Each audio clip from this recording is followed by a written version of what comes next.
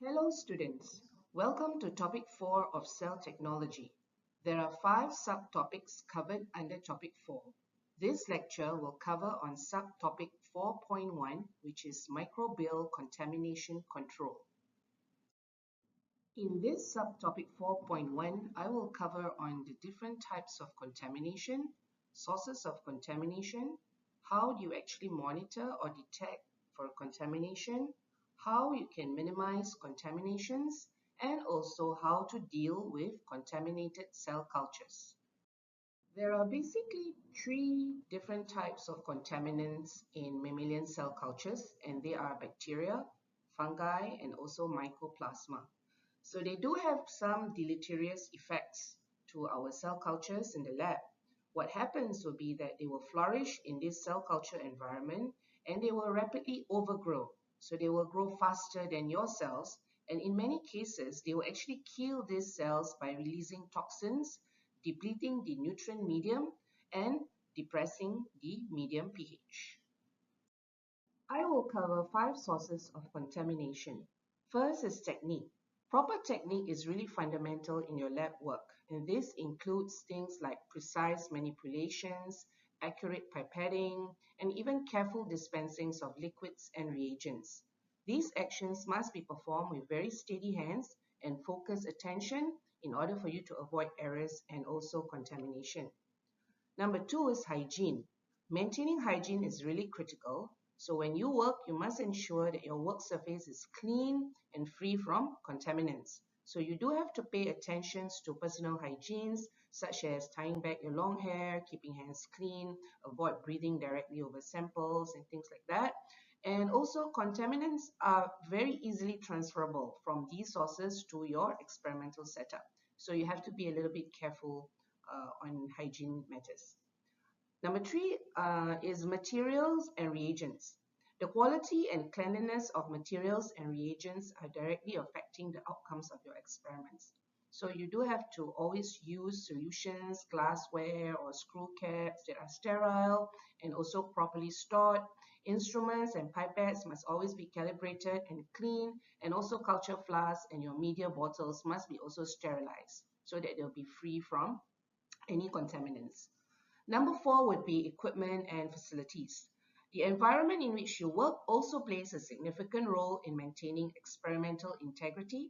So room air should be filtered to minimize contaminants. Cell culture hoods should be used for sensitive procedures. Your incubators, your refrigerators must be regularly cleaned and maintained to prevent infestations by any types of insects and things like that, okay, that they can actually compromise your samples and your work basically. Last one will be imported biological materials. So when you're handling imported biological materials such as tissue samples or cell lines, it's always essential to ensure that they are free from any kind of contaminants and they are properly quarantined if necessary. So this will then prevent the introduction of any unwanted variables into your experiments. So how do we do monitoring for contamination? Basically, you have to do daily inspections of your ongoing cultures. So you can do visual and microscopic examinations where you perform a thorough inspection both by your eye and also using a microscope. You can use magnifications between 100 to 400x to closely observe the culture. You also have to be very vigilant for any changes in the appearance of the culture. So if the culture turns cloudy or if the color changes from red to yellow overnight, that is a very strong indicator of contamination. Such changes actually suggest to you that there is microbial growth or there's some kind of chemical metabolic changes that's happening. So the medium is reflecting what you're actually seeing. Under the microscope at 100x magnification, you can also look for granulation between individual cells because these granulations can indicate the presence of contaminants or even cellular debris, signaling that the culture might have been compromised. And lastly, you can also do a monthly mycoplasma checks. Okay, so this is an addition to your daily inspection. You can perform this mycoplasma test every month. Okay, it is pretty common, and this mycoplasma contamination is very common, and it can actually really affect your cell cultures, but you can't see it visually. So there are kits that you can purchase that you can do mycoplasma checks. Invisible microbial contaminations means visible, you can see, right? So you can actually see a sudden change in the pH of the culture medium, which is a very common sign of contamination. And then you also can see that the cloudy media in your flask, very murky and very turbid looking media basically. So this is also another strong indicator of contaminations. This change in clarity of your media in your flask is often results from the presence of either bacteria, fungi, or any unwanted microorganisms that are proliferating in the culture. At low power microscopy, for example 100x, or even high power microscopy 400x, you can see visible contaminants in your culture. For bacterial contamination, what you will see is basically spaces between the cells will appear granular, and you may see very tiny small black dots around. Okay, there may be some mobility of the bacteria when you actually look at them. Okay, so these are some images that are showing you some example. For fungi, what you will see under a low power microscopy would be thin filamentous mycelia, and sometimes you will see denser clump of spores. So these are some examples that you can see under the microscope if you actually see fungi growing in your cell cultures. Mycoplasma, on the other hand, is opposite of bacteria and fungi. It is actually invisible, so you can't really see mycoplasma growing in your cell culture. Mycoplasma is a very simple bacteria that lacks a cell wall, really tiny in size. And if you are using sterilizing filters to sterilize your cell culture media or any liquid reagent that you want to use with your cells at 0.15 to 2 micrometer in diameter, which is usually the size of the filters, the mycoplasma can actually pass through them. Okay, so what happens is they usually don't overgrow your cells. That's why you can't see anything. They do not destroy the whole cells, but what it does, it actually alters the metabolism of the culture in very subtle ways.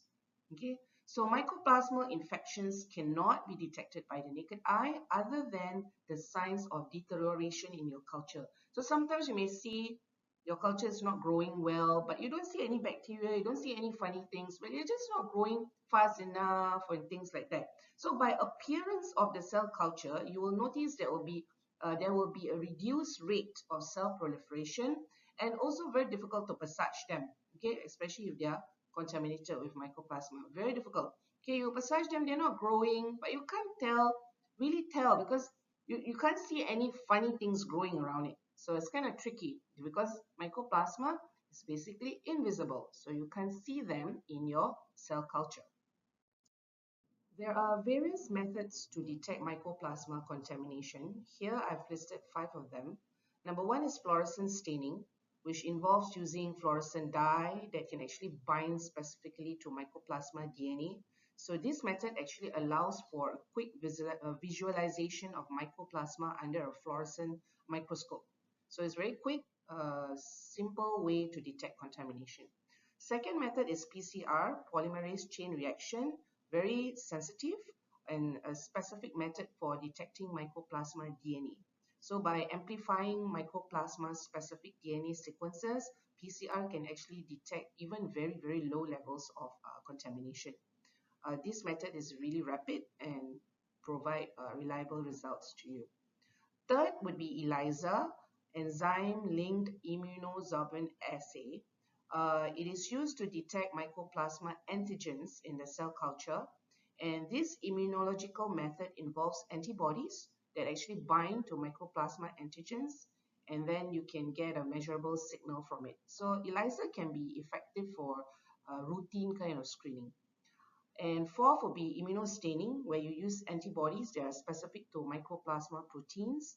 And these antibodies are typically tagged with a fluorescent or a chromogenic marker, allowing you to visualize mycoplasma under a microscope. And lastly would be the microbiological assay, where you culture the cell culture supernatant on specific media that supports mycoplasma growth. This is a very traditional method, and it does allow you to detect and quantify any viable mycoplasma. The easiest and most reliable method that people generally use would be the fluorescence staining of the mycoplasma DNA and even the nuclear DNA of your cells by Hodges 33258. So how do you actually do mycoplasma fluorescence staining? So you can actually first grow your monolayer cell culture to subconfluence, not full confluence, but subconfluence without antibiotics for at least 3 days. And then you rinse off the media with PBS and then you fix it with acetic methanol. And then you remove the fixative and dry the monolayer thoroughly, or you rinse it with PBS and then dry it. And then you add the DNA fluorochrome, such as Hodges 33258, and there's another dye known as DAPI. So you stain them and then you examine them under the fluorescent microscope. So what you will see is that the cells, your cells, will have a fluorescent dye. Generally, it's about greenish. And then the mycoplasma will appear as a small green fluorescent dots or even filaments over the cytoplasm of the infected cells. Okay, so mycoplasma, as you know, also contain DNA, so they can also be detected readily using this fluorescent dye. Okay, you can see the characteristic of the mycoplasma. They are usually particulate or they have a filamentous pattern. So you can see these on the cell surface or the surrounding area of your cells. Okay, here is a picture of cells that have been infected by mycoplasma. So you do this DNA fluorescence staining method using Hodges 33258. You can see that the nuclei will fluoresce brightly from the cellular DNA, and then the extranuclear fluorescence will be due to mycoplasma that's pretty much in your culture. And this DNA fluorescence method, one of the advantages is that it's pretty simple. Okay, it's straightforward, easy to perform, making it very accessible for routine use in the lab.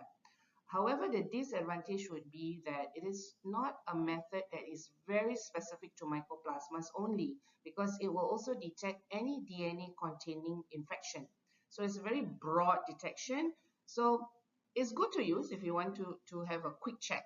Okay, so I would advise to use this method if you want to do a quick check, but it's not very specific to just mycoplasma. So that's one thing that you have to keep in mind. So what happens when you have a cell culture with mycoplasma? The first and overriding rule is that the culture should be discarded for autoclaving. Okay, toss it out, and then of course your biosafety cabinet, the hood, and also the cell culture incubator really need to be thoroughly cleaned and disinfected and decontaminated and things like that. There are several actions that you can perform in order for you to minimize contaminations from bacteria, fungal, and also mycoplasma. You can perform a thorough visual inspection of your cultures every day. So you use a phase contrast microscope. You use it to closely observe the cultures for any signs of contaminations. So this daily monitoring will actually help you in the early detections of any potential issues. So will then allow for a timely intervention. Of course, sterility of reagents. You have to check your reagents, making sure that they are sterile. Contaminated reagents can, introduce all these unwanted contaminants into your experiments and compromise your results. So you just have to be very careful. Okay, make sure you sterilize your reagents. You either filter, sterilize, or things that can be autoclave. You can autoclave. Third is media management, right? How you actually ensure that your media are not shared between different users. So you have your own sets of media, other users will have different sets of media. And then of course, if you are growing different cell lines, make sure you have different medias for your different cells, because anyway, different cells generally will use different cell media. And then, of course, sterile techniques, right? I've highlighted this again and again. Maintaining high standards of sterile technique is key for cell cultures. This include working in your clean environment, following all the procedures that you have learned during your practicals on handling cultures, reagents, performing your experiments under the biosafety cabinet. So consistently applying these practices will then reduce that risk of contamination and ensuring that your experiments or your results that you get from your experiments will be reliable. You can use these questions to test your knowledge and understanding from this lecture. With this, I conclude subtopic 4.1 on microbial contamination control. Hello students, this lecture will cover on subtopic 4.2, cell characterization. Are the cells in the flask the same cells that I'm expecting? As you know, in one laboratory, they can actually handle many different cell lines. So when you actually handle many different cell lines, there is a danger of cross-contamination. So one example is in the late 1960s, the majority of the cell lines that are found in the US were contaminated by HeLa cells. In HeLa cells, they are really fast-growing cells, and they are capable of outgrowing most other cell lines. And when you have cell lines that are continuously grown in culture, they are really vulnerable to genetic changes. And this can happen through intrinsic alteration of their own genome by either mutation or by selective pressures. Therefore, cells grown for several passages in culture may be actually very, very different from those that are originally derived from primary tissue. So what kind of tests can be used to identify your cell? So here we have a list of 6 different tests that can be used for cell line characterization. First one is karyotyping. Second is isoenzyme analysis. Third, you can also study the cell surface antigens. Fourth, you can look at the cytoskeleton of the cells. Fifth, you can look at DNA fingerprinting. And finally, you can also do DNA profiling. So in this lecture, I'll be covering just 2 different kinds of methods for cell species identification. First is the chromosomal analysis, also known as karyotyping, which is one of the best methods for distinguishing between cellular types or species. Second, you have the isoenzyme electrophoresis, which is also a very good diagnostic test, and it is pretty much faster than chromosomal analysis. A very simple kit is available on the market, and hence making this technique readily accessible. So if you want to do cell species identification of your cells, you can use a combination of these 2 methods to give you an unambiguous results in identifying your cell type. For karyotyping or chromosomal analysis, generally they will do the G-bending method or G-GEMSA bending method. It is the most commonly used method for preparing karyotypes. And this technique provides a very distinctive bending pattern for each chromosome, facilitating the identification and analysis of chromosomal structures in your cells. So how does this work? First, you will have a partial digestion by trypsin, where chromosomal proteins are partially digested using a crude trypsin. And this is an enzymatic treatment which removes some of the proteins that are associated with the DNA, exposing some underlying structure. And then there is subsequent staining, right? So following this digestion, these chromosomes are then stained with GEMSA dye, and this staining process will produce a series of dark and light bands along the length of each chromosomes. So then you will get the banded appearance, right? So this will result in this banded appearance that is very, very unique to each chromosome pair. These bands will represent regions of varying DNA density and composition, which are essential for identifying very specific chromosomal features of your cells. Next is the isoenzyme electrophoresis. This technique is used to separate enzymes from cells on a gel.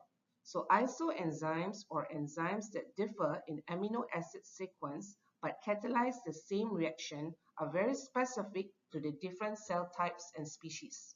So how does this work, right? The process of isoenzyme electrophoresis. So first, enzymes are extracted from the cells, and then they are subjected to electrophoresis on a gel. And the electric field will then causes the enzymes to migrate based on their size and their charge. Then you stain these enzymes. After electrophoresis, the gel is then stained to visualize the enzyme activity. And different isoenzymes will appear as distinct bands on the gel.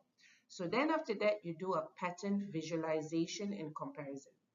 Okay, so for patterns visualization, that stain gel will then reveal a pattern of enzyme bands, each corresponding to a different isoenzyme. And then you use this to compare to known standards. So all these observed patterns, you can compare it to your known standards, and these standards will then represent the isoenzyme patterns of the authenticated cell lines. So using isoenzyme electrophoresis, you can do cell line identification and also contamination detection. So for cell line identification, by comparing the enzyme patterns to known standards, you can then verify the identity of your cell line. So this will then ensure that your cell line being used is correct and has not been misidentified or cross-contaminated with another cell line.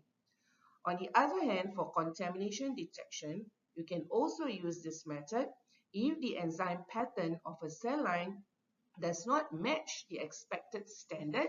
It may also indicate there could be a possibility of contamination by another cell line or microorganisms. You can use these questions to test your knowledge and understanding from this lecture. With this, I conclude subtopic 4.2 on cell characterization.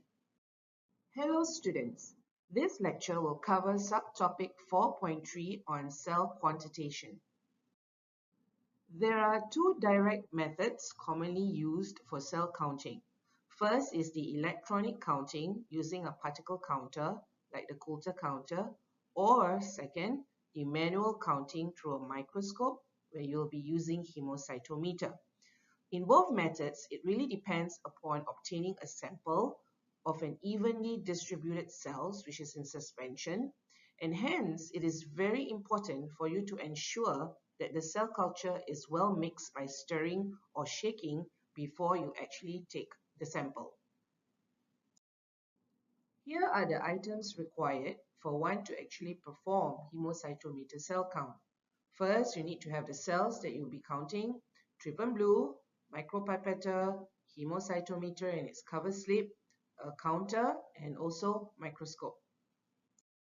To perform the cell count, you first have to prepare your sample. You begin by preparing a cell suspension, ensuring that the cells are evenly dispersed within the suspension to obtain accurate counting results. You mix the cell suspension with trypan blue. Next, you introduce this sample into the hemocytometer chamber. You carefully introduce the cell suspension into this chamber, using a pipetter to fill the chamber without overflowing, allowing the samples to be evenly distributed. Next, you set up your microscope, and then you put the hemocytometer onto the microscope and focus on the grid lines of the hemocytometer. You have to remember to adjust the lighting and the focus to clearly visualize the cells and the grid. Finally, you can count the cells in the specified squares of the hemocytometer. You perform these necessary calculations in order to determine the concentration of your cells in the original suspension, taking into account any dilution factors that have been used during the preparation. The concentration of a cell suspension is determined by placing these cells in an optically flat chamber under a microscope. And then the cell number within a very defined area of a known depth, meaning there is within a defined volume, is then counted. And the cell concentration is always written as cells per mil, and it is derived from this count. There are several designs of hemocytometer, but the most common type, especially the one that we also use in the lab, is the improved Neubauer. Through the microscope, you can see a grooved, calibrated grid on the hemocytometer surface. And this consists of 9 large squares with 1 mm sides. And the central square is subdivided into 25 little squares, each of which is further subdivided into 16 squares. Here is a close-up picture of the hemocytometer grids. So what you do is, You first take a cover slip and you place it on the upper surface of the hemocytometer. And then the cell suspension is put onto the grid by using this pipette tip that you have already aspirate cell suspension with trypan blue from your Eppendorf tube. So you place your pipette tip at the edge of that cover slip, which is placed on the upper surface of the hemocytometer. There are loading grooves present in some models of the hemocytometer to actually guide you to pipette your cell suspension into the chamber. So you might be wondering, what chamber am I talking about, right? So when you put that cover slip on top of the surface of the hemocytometer, it actually forms a chamber. You can see it from diagram D. The sides of which are the calibrated edges of the slide, and it raised exactly 0.1 mm above the ruled surface. The volume that is contained in each of the 9 large squares is about 0.1 microliter. So 1 mm times 1 mm times 0.1 mm equals to 0.1 millimeter cube. Okay, and that is equivalent to 0.1 microliter. The cells are then counted in a standard volume. So usually 5 squares times 0.1 microliter as defined by the area of the grid. 5 squares, the 4 corner ends, and then the 1 in the middle. To calculate the concentration of your cells, you use the formula C equals to N over V. C for cell concentration equals to number of cells counted divided by the volume. Okay, so the volume, as you know, for 1 square is 0.1 microliter, and if you convert it to milliliter, it will be 1 times 10 to the power of negative 4. Hence, the concentration of cell is equals to N times 10 to the power of cells per mil. So C equals to N times 10 to the power of cells per mil will be the concentration of the cells that you see in 1 square of your hemocytometer, as you can see from this diagram. If you see that your cell concentration is low, you then have to count 5 1 millimeter square squares. Then the expression of your formula will be you have to add A1 plus A2 plus A3 plus A4 plus A5, and then you divide by 5 to get the average. You multiply by 10 to the power of cells per mil. You can use this diagram to practice counting and calculating the cell concentration. If your cell concentration is high and only the 5 diagonal squares within that central 1 millimeter square were counted, the equation will become B1 plus B2 plus B3 plus B4 plus B5. You multiply by 5 and you multiply by 10 to the power of 4, and then you will get the concentration of the cells per mil. At 40x, which is the lower magnification, you will be able to see the whole chamber of the hemocytometer with all the 9 large squares. You are able to see the details of the 5 squares respectively as shown in this slide at higher magnification of 100x. Trypan blue is a really vital stain being used to selectively color dead tissues or cells blue. It is a diazodide. Live cells with intact cell membranes are not colored or not stained. Why is this so? Because since the cells are very selective in the compounds that passes through their membrane, in a viable cell, trypan blue is not absorbed. Trypan blue will traverses the membrane in a dead cell because the membrane has been compromised. Hence, dead cells are shown as distinctive blue color under the microscope. So let's go through the protocol and the skills required for using hemocytometer to count cells. Step 1, you prepare the slide. You clean the surface of the slide with 70% alcohol, taking care not to scratch the semi-silvered surface. And then you clean the cover slip and wetting the edges very slightly, you press it down over the grooves and counting area of the hemocytometer. Step 2. You mix the sample with trypan blue thoroughly and collect about 10 to 20 microliter into the tip of a micropipette. Step 3. You transfer your cell suspension immediately to the edge of the hemocytometer chamber and let the suspension run out of the pipette and be drawn under the cover slip by the capillarity action. So one thing to take note is to not overfill or underfill the chamber, or its dimensions may change due to the alterations of the surface tension. The fluid should run to the edges of the grooves only. Step 4. You select the 10x objective of the microscope and focus on the grid lines in the chamber. If focusing is difficult because of poor contrast, close down the field iris. Step 5. You move the slide so that the field you see is the central area of the grid and is the largest area that you can see bounded by 3 parallel lines. This area shown here, the large square, is 1 millimeter square.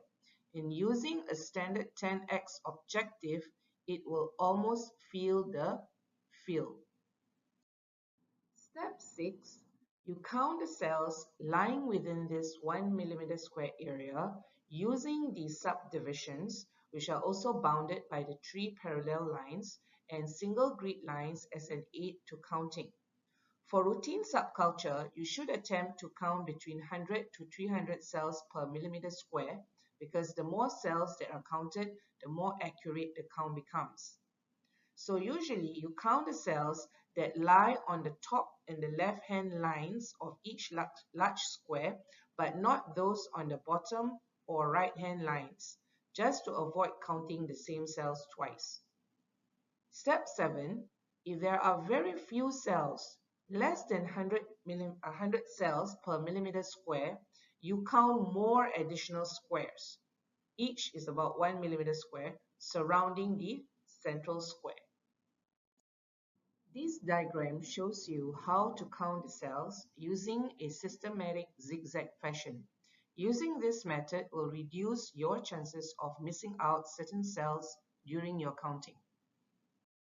The cover slips for these counting chambers are specially made and tend to be thicker than those for conventional microscopy. The reason is that they have to be heavy enough to overcome that surface tension of that liquid drop. For cells that overlap a ruling, you count the cell as in if it overlaps the top or left ruling, and you count it as out if it overlaps the bottom or right ruling. The formula for you to use to calculate your cell concentration is as the following listed here.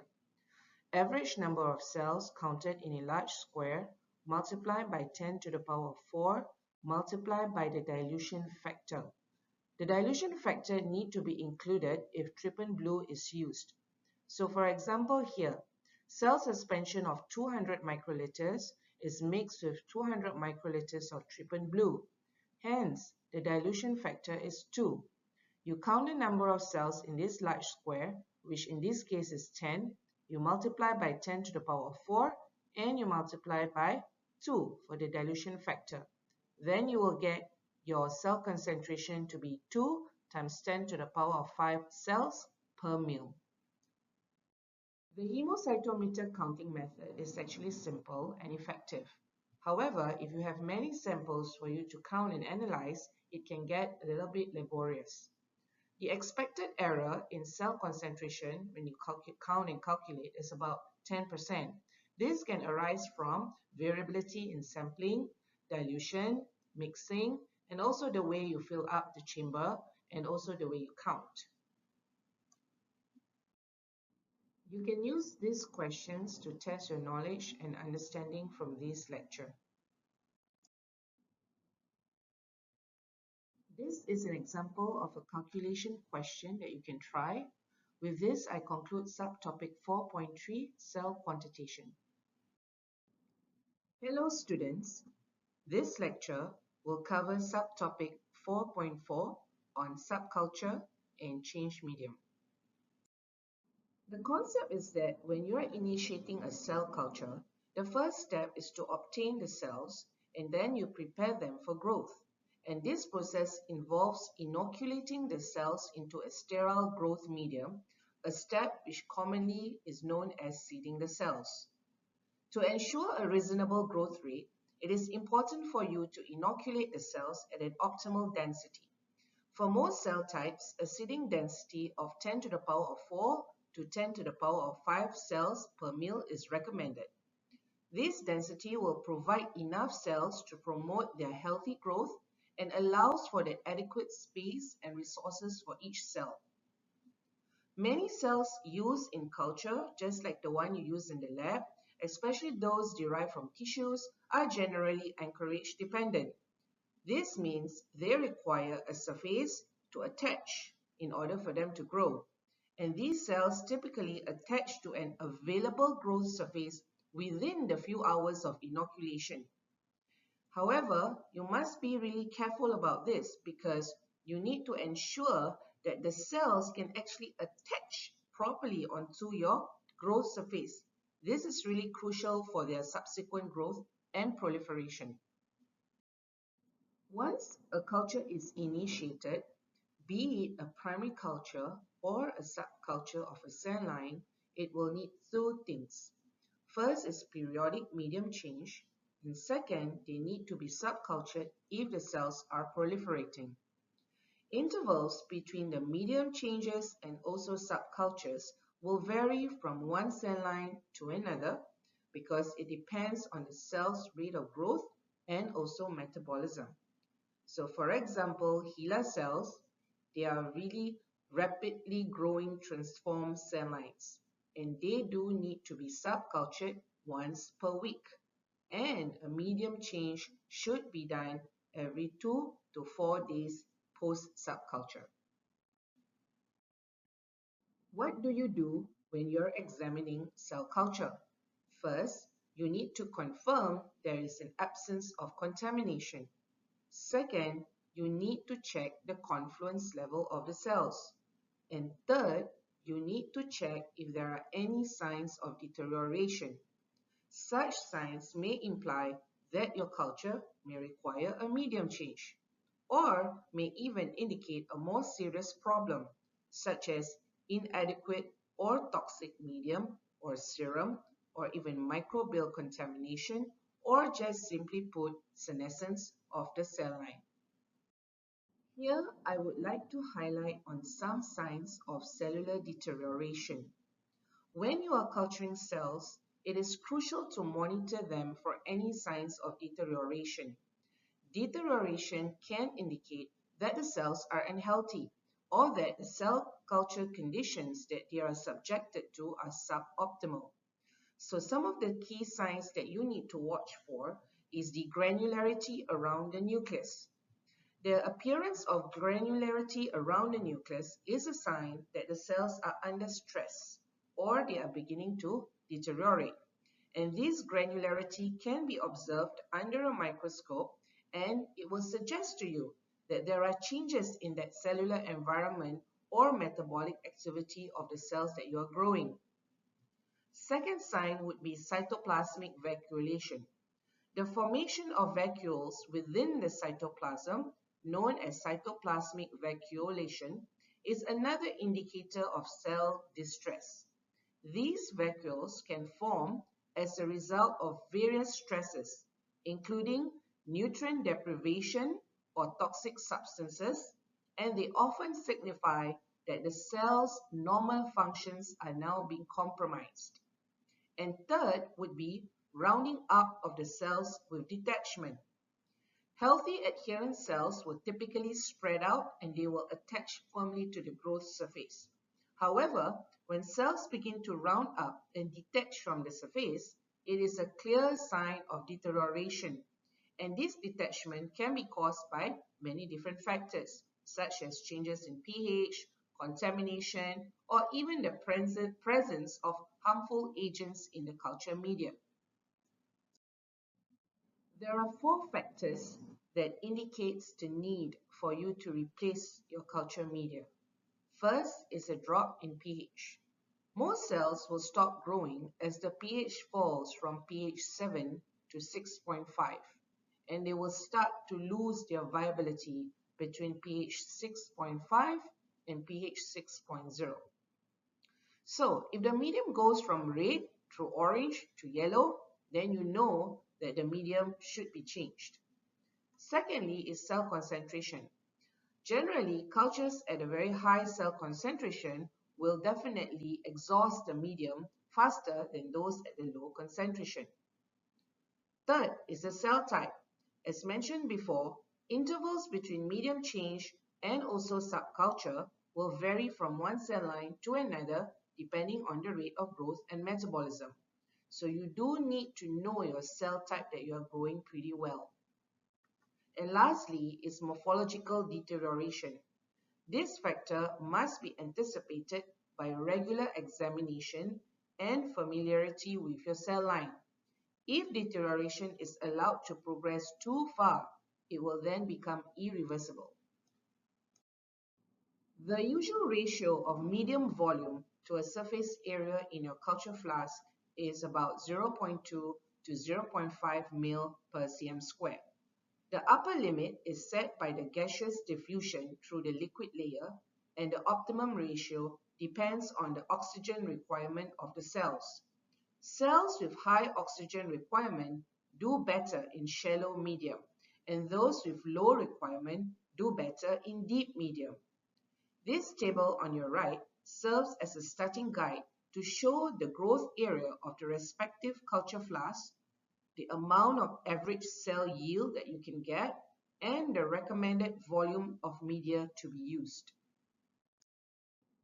So when should I subculture my cells? First, when I see that all the available substrata is occupied, right? Around 70 to 85% confluency, that's the best time to subculture. Or when the cell concentration, which is the cells per mil of the media, exceeds the capacity of the media. In any of the above two situations, you will see that the cell growth will cease or is greatly reduced. Generally, scientists in the lab, when they are actually growing cells, they do have routine subculture schedule. It is best performed if you have a very strict schedule so that the reproducibility behavior of the cells can be achieved and monitored. If the cells have not reached a high enough density, meaning they are not confluent, by the appropriate time that you have designated, then increase the seeding density. Or if they reach confluence too soon than you expect, then you reduce the seeding density. Ideally, a cell concentration should be determined that allows for the cells to be subcultured after 7 days and the medium being changed after every 3 to 4 days. Cell cultures are also subcultured in order for you to increase your cell stock or to change the type of culture vessels that you are using or the media that you are using for your cells. For subculturing of adherent cell lines, you need to remove the media first and you dissociate your cells in the monolayer with trypsin. There are two terms commonly heard during subculture. One is passage number and second is flask position. Passage number means the number of times your cell culture has been subcultured. In flask position, you have two different positions, which is the horizontal and the upright position. The horizontal position is usually done when you are incubating your cells with the trypsin. And the upright position always happens once the cells have been trypsinized and you would like to collect all the cells out. Here is a schematic diagram showing the steps for cell subculturing. Starting at the top with a confluent monolayer of cells growing in the flask after about 1 week, you can then remove the media and the monolayer of cells is then washed in PBS. The washing is designed to remove any traces of serum that would actually inhibit the action of the trypsin. And then you remove the PBS and then you add the trypsin. In our case, we leave the trypsin being incubated with the cells at 37 degrees Celsius, so we do not remove the trypsin. Once the cells have been incubated, they will then round up after the incubation, and then you will get a single cell suspension. What you do is the cells are resuspended in the medium and they are then ready for counting and reseeding. So a single cell suspension is desirable for this case to ensure that you have accurate cell counting and a uniform growth on the reseeding.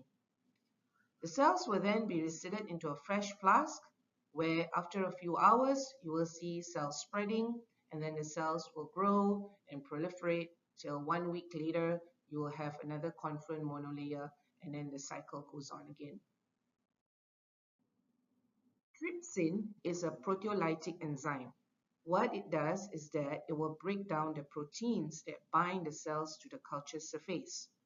The trypsin is usually added to washed cells in the culture flask for 5 to 10 minutes in 37 degrees Celsius to dislodge the cells from the culture surface. If you put the cells in trypsin for too long of a time, the cells will be damaged by the trypsin. It helps when you hit the edge of the flask with your hand to dislodge the cells at the end of your 5 to 10 minutes incubation with trypsin. Detachment of cells by trypsin is generally more efficient if magnesium and calcium ions are removed from the media. This is achieved by combining trypsin with EDTA or Vezine. EDTA is a chelating agent that also can be used alone for removal of very weak adherent cells. The pictures on your right show the typical morphologies before and after the cells have been treated with trypsin EDTA. The morphology of the culture should be the guide to know whether your trypsinization has been completed or not. The goal is to actually dislodge the cells from the substrata without damaging them. Hence, when you see majority of your cells are rounded and they are floating, you should stop the process. The action of trypsin is generally stopped by the addition of serum supplemented medium. The excess protein found in this media will serve to reduce the trypsin activity. However, if the cells are grown in serum-free media, you would have to use a soybean trypsin inhibitor to stop the action of the trypsin. For subculturing of suspension culture, you first withdraw a sample of the cell suspension and you do a cell count. You then seed the appropriate volume of the cell suspension into fresh media in a new flask according to the required cell concentration. The advantages of suspension cultures include trypsin treatment is not required. The whole process is quicker and less traumatic for the cells, and scaling up is way easier. Some cells can grow continuously in suspension either because they are non-adhesive or because they have been kept in suspension mechanically by constant stirring. You can use these questions to test your knowledge and understanding from this lecture. With this, I conclude subtopic 4.4 on subculture and change medium. Hello students, this lecture will cover the final section of topic 4, which is subtopic 4.5 on cryopreservation and thawing. Cryopreservation is a vital technique that you need for long-term storage of cells to ensure their viability and functionality for future use. There are two basic principles of successful cryopreservation. First is slow freeze, and second is quick thaw. The optimal cooling rate for most cells is approximately -1 degree Celsius every minute, and the recommended method for thawing is to incubate the frozen cells in a 37 degrees Celsius water bath for 1 to 5 minutes. Cryoprotectants are essential for successful cryopreservation of cells. It enables them to survive the stresses that are associated with freezing and thawing. Two commonly used cryoprotectants are dimethyl sulfoxide, DMSO, and glycerol. DMSO is one of the most commonly used cryoprotectants. It easily penetrates cell membranes and provides excellent protection against freezing damage. Typically, a concentration of 5 to 10% DMSO is used in cryopreservation protocols. Glycerol is another widely used cryoprotectant, particularly for certain types of cells and tissues. It is less toxic than DMSO, but can also be slower to penetrate the cells. Glycerol is often used at concentrations of 5 to 15%. So what is the mechanism of cryoprotectant? Efflux of water is essential for cryopreservation. As cells are cooled, water must be removed to prevent ice crystal formation within the cells, which can cause mechanical damage and disrupt cellular structures. DMSO or glycerol usually are added to cell resuspension media at 5 to 10% volume per volume. They act to permeabilize plasma membrane and also allow water to flow out of the cells as the cooling takes place. Cryoprotectants also depress the freezing point to -5 degrees Celsius. When at -5 degrees Celsius to -15 degrees Celsius, the cells are then sufficiently dehydrated and then the ice crystals will form in the medium but not inside the cells. When cells are frozen, ice crystals can form within and outside the cells, causing mechanical damage and disrupting cellular structures. As you can see from the diagram here, if you were to use a fast cooling rate to freeze down the cells, more intracellular ice will be formed within the cells. Compared to a slow cooling rate that is being used, you will get less intracellular ice forming within the cells. Remember, we do not want ice forming the cells that will then affect the integrity of the cell membranes and the cellular structures of the cell, causing a decrease in the viability of your cells when you thaw them. Always remember, the cryoprotectants that you use for cryopreservation has to be of a reagent grade or better, sterilized prior to use. Storing cultured cells in liquid nitrogen is currently the most effective method for long-term preservation. The cell suspension should ideally be at a high concentration to ensure maximum viability after thawing. The cell suspension should be frozen slowly at -1 degree Celsius per minute in the presence of your cryoprotectant such as glycerol or DMSO. Once the frozen cells reach a temperature of -50 degrees Celsius or below, they are then transferred rapidly to liquid nitrogen tank and are stored either immersed in the liquid nitrogen or in the gas phase above the liquid. The liquid nitrogen tank has three distinct temperature zones for storage. -178 degrees Celsius provides a stable environment for medium-term storage, balancing accessibility and also preservation. -196 degrees Celsius is the coldest and most stable temperature, and it is the ideal temperature for long-term storage of cells. This temperature is achieved in the liquid phase of the nitrogen tank and ensures the highest level of cell viability over extended periods. Here is the technical outline on doing cryopreservation.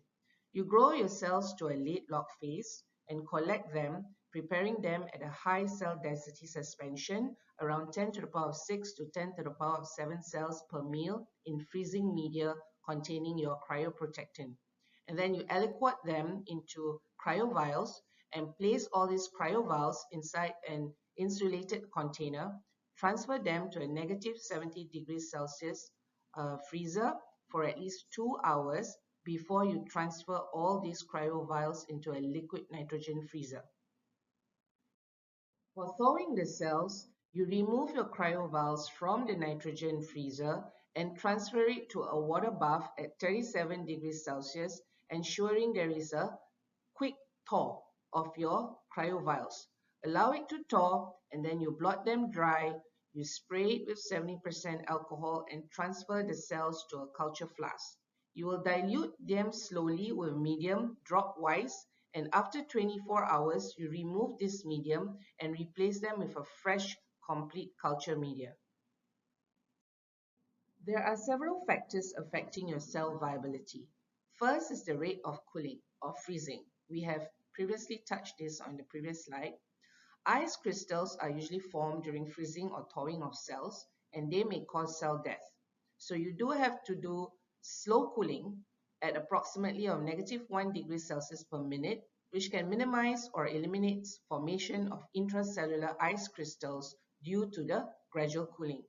Next, you use a cryoprotectant such as DMSO or glycerol to help protect the cells from rupture by the formation of ice crystals. Next point is the warming rate or thawing. Immerse your cryovials containing the frozen cells in a 37 degrees Celsius water bath for about 1 to 5 minutes. This rapid warming helps to minimize the time cells spend in the potentially damaging intermediate phase between frozen and thawed states. You then gently agitate the cryovial to ensure that there is uniform warming. Monitor the vial closely and then you remove it from the water bath as soon as most of the ice has completely melted. After thawing, it is very important to dilute the cell suspension with the culture medium gradually to prevent osmotic shock. This should be done dropwise. Next, for storage temperature, when you are storing the cells for permanent storage, the cells must be kept below -130 degrees Celsius. Normally, we will be storing these cells in the liquid nitrogen tank at the liquid phase, which is at -196 degrees Celsius. Next are the cryovials that you use. Ensure that the plastic screw cap, either the external threading or the internal threading versions, or glass ampoules are properly sealed. Leakage can cause cell death. A leaky vial can allow liquid nitrogen to enter, and during thawing, this trapped liquid nitrogen will rapidly expand, potentially causing the vial to explode. This explosion can be dangerous, causing injury and loss of valuable cell samples. Next is the cell number for optimal survival. As previously discussed, the number of cells suspended in your cryoprotectant medium or freezing medium should be high, at the range of 10 to the power of 6 to 10 to the power of 7 cells per mil. Next are the conditions of your original cell cultures. Your cell culture should be healthy with a viability of more than 90%, no microbial contamination, and should be in the log phase of growth.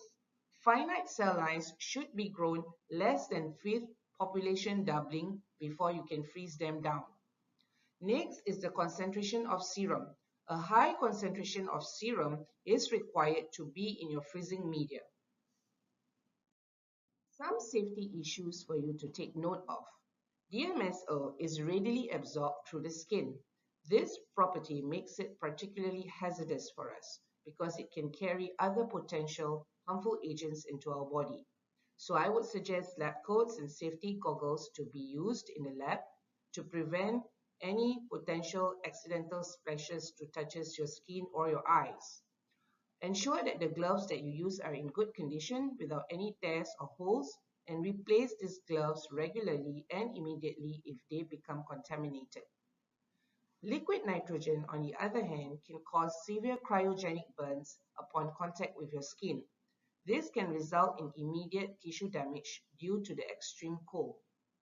Liquid nitrogen also can rapidly displace oxygen in the air, creating an asphyxiation hazard, especially in confined spaces. As nitrogen gas evaporates, it can then reduce that concentration of oxygen to dangerous levels.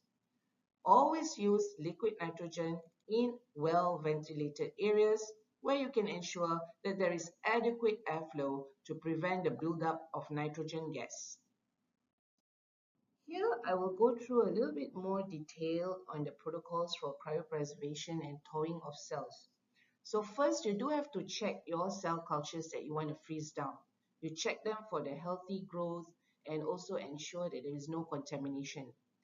Make sure that you grow up your cells to late log phase, you trypsinize and do a cell count, and you resuspend the cells at approximately 10 to the power of 6 to 10 to the power of 7 cells per mil in a culture media containing serum, high percentage of serum, and a preservative or cryoprotectant such as DMSO or glycerol at a final concentration of 5 to 10%.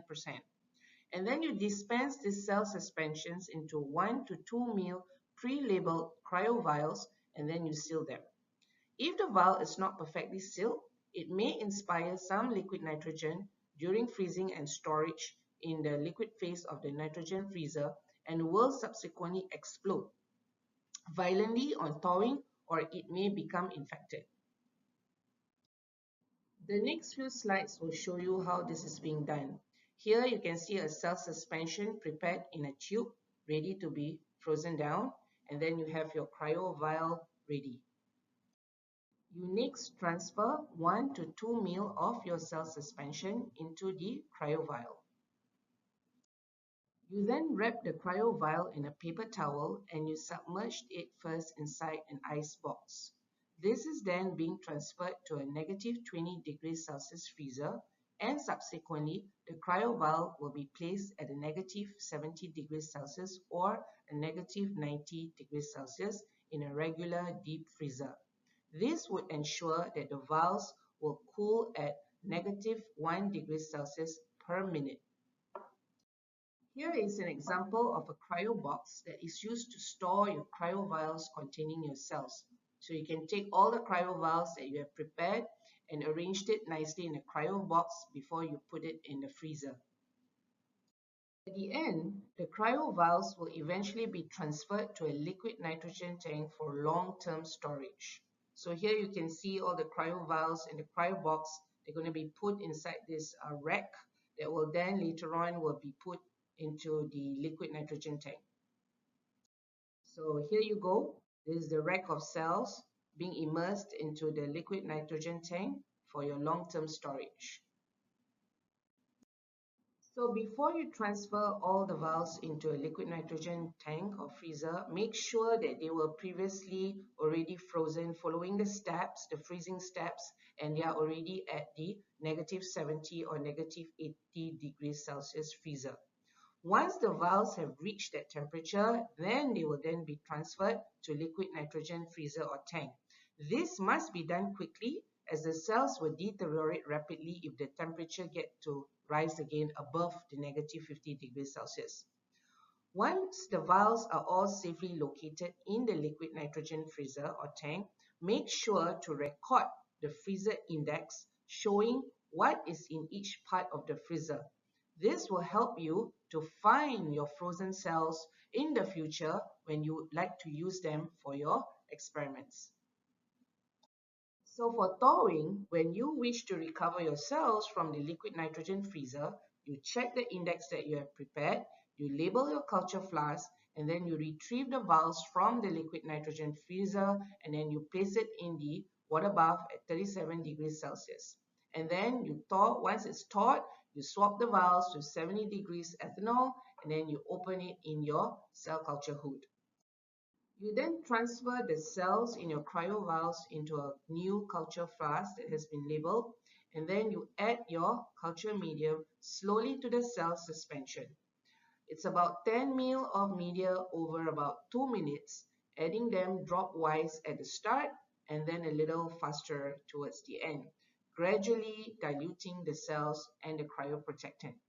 This is particularly important with DMSO, where sudden dilution can cause severe osmotic damage and will reduce the survival of your cells by half. You can use these questions to test your knowledge and understanding from this lecture. With this, I conclude subtopic 4.5, cryopreservation and thawing.